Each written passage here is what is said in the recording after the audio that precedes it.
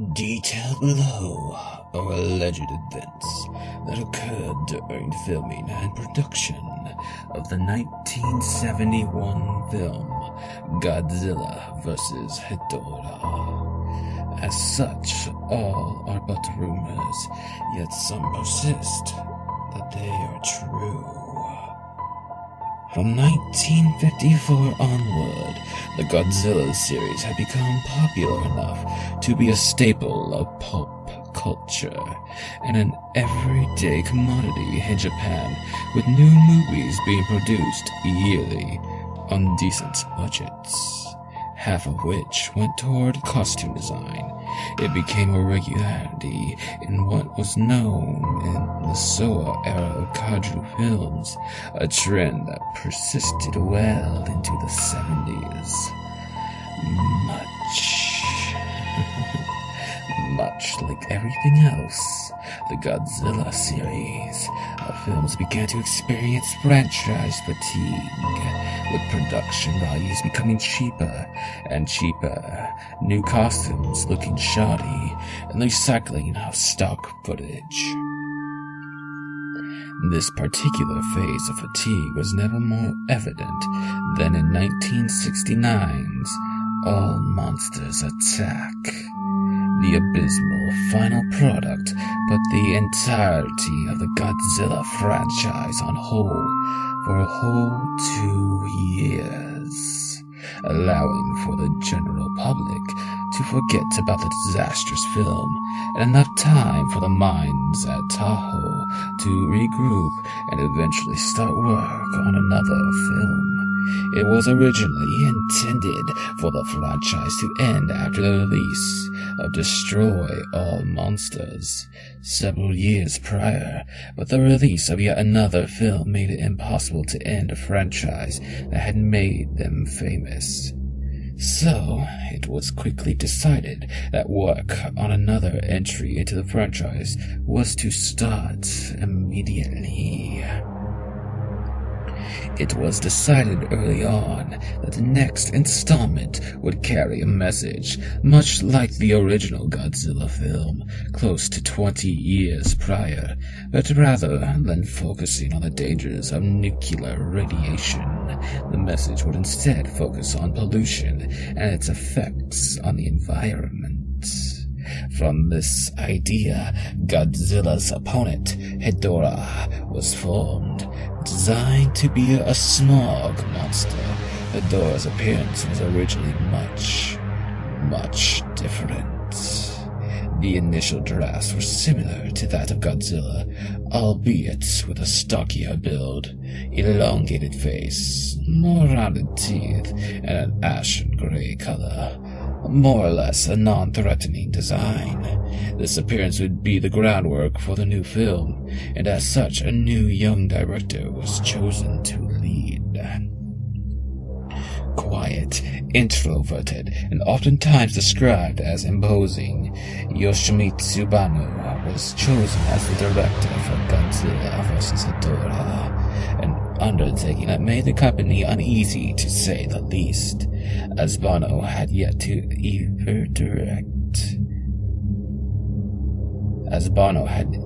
ever direct any kaiju film, much less a Godzilla one.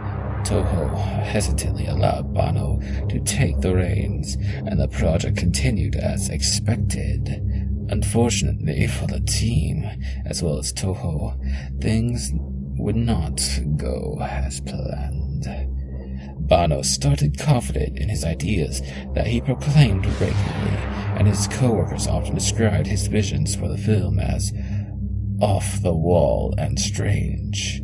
Given only 35 days to shoot the film, Banno and co-writer Takeshi Kimura often locked themselves away on weekends and bantered back and forth over potential film ideas. One report claimed Banno and Kimura yelled feverishly until the early morning, neither leaving the room until an agreement was made. Banno was also known for changing ideas last minute, turning Ghidorah's design from a Godzilla-esque monster to a large, towering blob, a tendril-like creature with large red eyes, mere days before the costume making process was to begin. As time went on and filming progressed, tensions ran high between production and the actors themselves, as many shoots ended with several arguing that scenes weren't just right, after the actors had repeated them any number of times, leading to them storming off from each other, actors decrying the capabilities of the production team and not speaking to them until the next shoot. As these spats between them escalated higher and higher, Banno himself often remained disconnected from these events, as every time they would occur he would simply leave, but not before quietly speaking his mind on how he thought none of them performed up to par. This irritating and disconnected behavior persisted to the point of extremity in some cases, as actor Kanpishiro Satsuma, who portrayed Hedora, was struck during filming with appendicitis. Doctors were forced to perform the appendectomy while still removing the Hedora suit, not because it was too elaborate to move, but because Banno ignored Satsuma's serious complaints until other members of production stepped in and helped.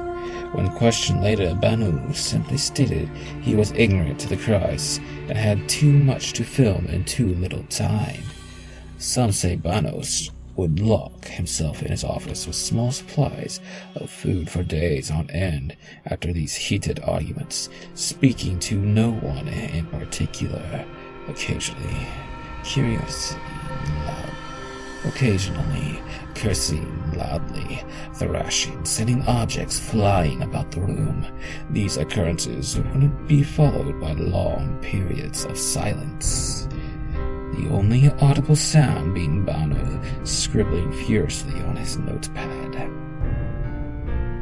On top of these was a particularly nasty rumor about the supposed 20 whole minutes cut from the final film. Around halfway through the film, Banno allegedly had several more scenes planned, which was described by others as disturbing and surreal imagery, more so than in the final cut that would have helped pad out the story and further finalize Banno's vision for the film. Several examples of these alleged scenes were in which Hedora's house in front. Several examples of these alleged scenes were one in which Hedora crushes a family's home, the mother and son outside screaming as the father is trapped, crushed by the collapsing house in front of them. One which portions of our scene in film included a surreal dance party where the participants were One which portions of our scene in the film included a surreal dance party where the participants wore bunny masks, smeared unknown substances along the walls, injected heroin, and even wrote nonsensical scrawlings on any and all flat surfaces. Another would involve a young psychic child, upon sensing Hedora's arrival, be plagued by horrific night terrors, featuring bizarre, macabre illustrations of previous kaiju that during a late-night session,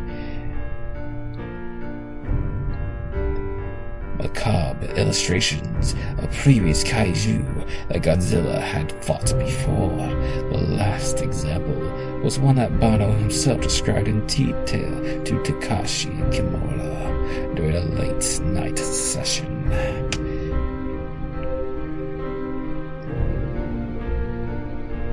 And had Godzilla. The last example was one that Banno himself described in detail to Takashi Kimura during a late-night session, and had Godzilla fighting Hedora into a grassy countryside.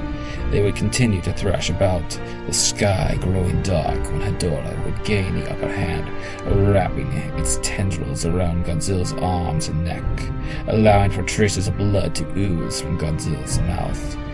Banno excitedly exclaimed that the way Godzilla would win would be to show a shot from behind Hedorah and to watch as Godzilla's hands tore through the back and then thrust outward, effectively tearing Hedorah in two.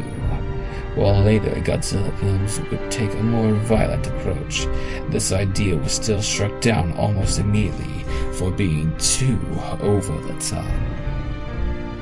Considering the vast majority of the audience of these films were children,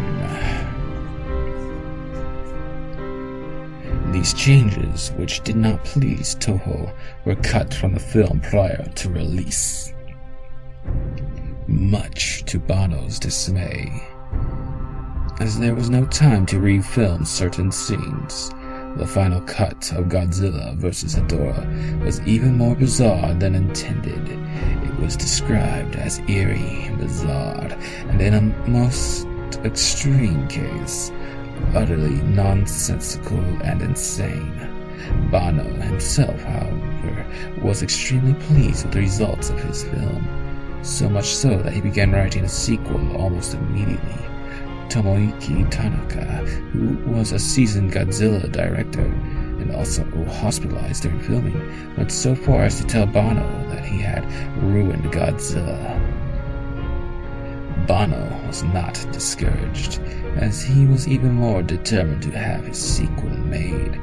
Despite his intentions, Banno was banned from directing another Godzilla film, as his extreme approach to filming that left several members hospitalized, as well as his dark ideas, were deemed unfit for the series. Banno, obviously unpleased with this turn of events, cut communication with many of his superiors as well as those around him. Many other projects were considered afterward, but Banno was scarcely heard from and never seen. The last account anyone had of Yoshimitsu Banno after his directional debut are vague at best, but the only foreseeable conclusion is as follows. Mere months after his ban, he quit his job as assistant director to several cartoons and cut contact with those around him, packing his documents, along with the remaining 20 minutes of footage not seen in the final film. He disappeared. It's unknown what happened to Banno, or what became of the 20 minutes of footage, but for better or worse, neither was seen again.